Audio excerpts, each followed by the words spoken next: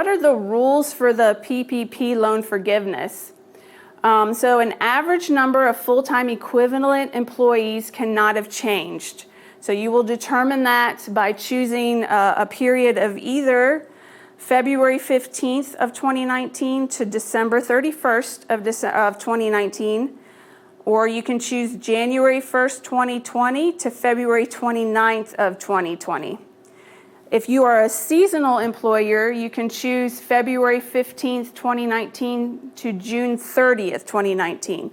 Now, a full-time equivalent employee is pretty much somebody that works 40 hours, or you have 2 or 3 part-time workers that join together equal 40 hours a week, and you would want that average, okay? So you have to have the same average for now when you're applying for forgiveness, and during this 8 to 24 weeks, whichever one that you choose, that you had in either of these periods.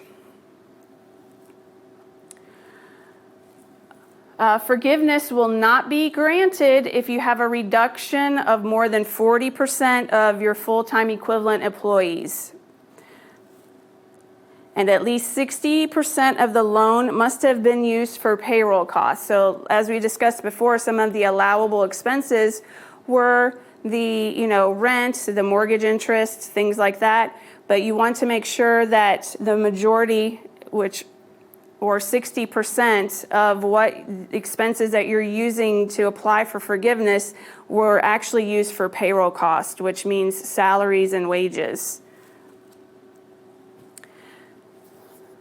And any EIDL advance or grant monies, remember we talked about the $10,000 up to $10,000 for $1,000 per employee.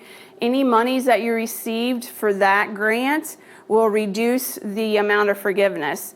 For instance, if you took out a PPP loan of $100,000 and you received a $10,000 grant from the EIDL advance monies, you will have to pay that $10,000 back as part of a PPP loan, okay? Only $90,000 of that original loan would actually be forgiven. And it's an automatic thing. The SBA is automatically going to reduce your forgiveness and make that into a loan.